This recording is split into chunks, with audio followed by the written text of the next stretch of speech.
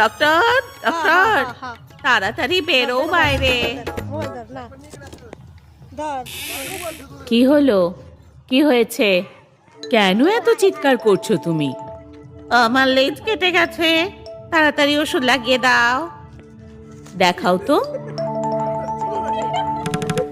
এই যে আহ,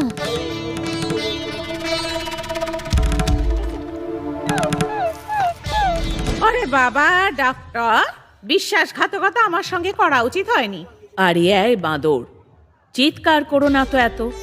ওই লেজটা দিয়ে এখন আর কোনো লাভ নেই।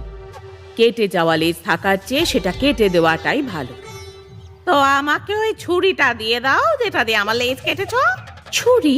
সেটা কি? আমার লেজটা ঠিক করে দাও, নইলে ওই ছুরিটা চাই আমার। কি আমার হাতে থামাতে নিয়ে গেল। চল ভাই।